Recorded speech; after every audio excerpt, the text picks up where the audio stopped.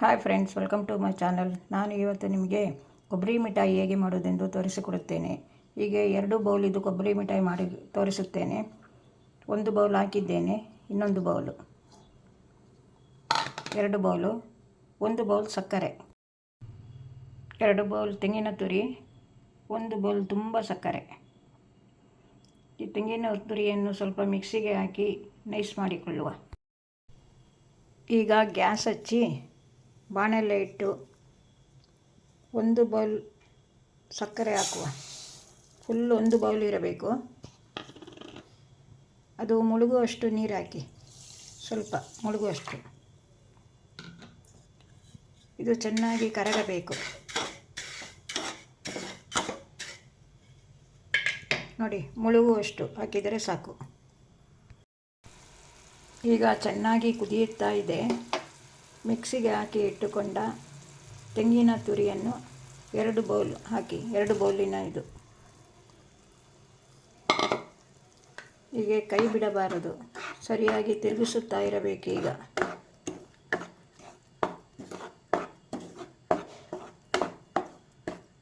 ಕೈ ಬಿಟ್ಟರೆ ಅಡಿ ಹಿಡಿಯುತ್ತದೆ. ಸರಿ ಗಟ್ಟಿಯಾಗುವವರೆಗೆ ತಿರುಗಿಸುತ್ತಾ ಇರಬೇಕು.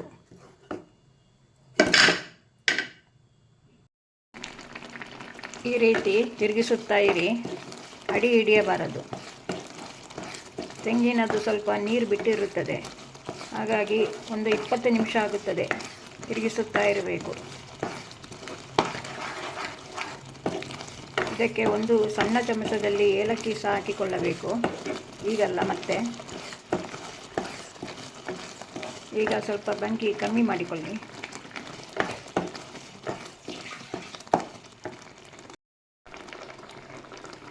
ಈಗ ಇದಕ್ಕೆ ಈ ಚಮಚದಲ್ಲಿ ಏಲಕ್ಕಿ ಪುಡಿ ಹಾಕಿ, 1 ಚಮಚ ತುಪ್ಪ.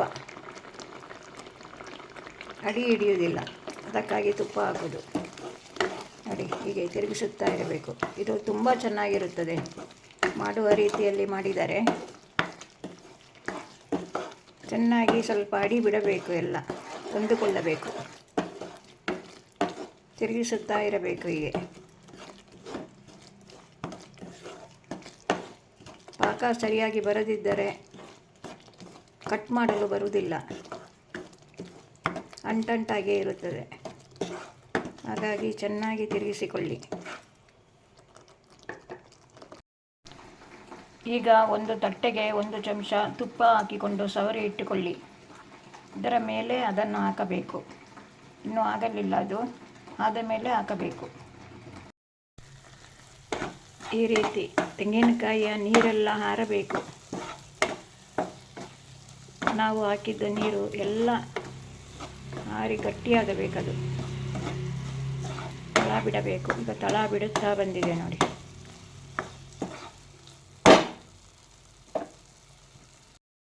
ಬಿಸಿ ಇರುವಾಗಲೇ ಕಟ್ ಮಾಡಿ.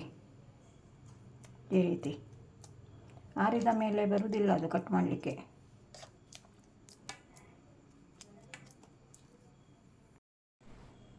ಕೊಬ್ಬರಿ ಮಿಠಾಯಿ ತಯಾರಾಗಿದೆ. ಈಗ ಇದನ್ನು 20 ನಿಮಿಷ ಸರಿಯಾಗಿ ತಿರುಗಿಸಬೇಕು. ಆಮೇಲೆ ತಟ್ಟೆಗೆ ಹಾಕಿಕೊಳ್ಳಿ. ಇದು ನಿಮಗೆ ಇಷ್ಟವಾದರೆ ಲೈಕ್ ಮಾಡಿ, ಸಬ್ಸ್ಕ್ರೈಬ್ ಮಾಡಿ, ಶೇರ್ ಮಾಡಿ ಫ್ರೆಂಡ್ಸ್. ಇನ್ನೊಂದು ವಿಡಿಯೋದಲ್ಲಿ ಸಿಗುತ್ತೇನೆ. ಬಾಯ್.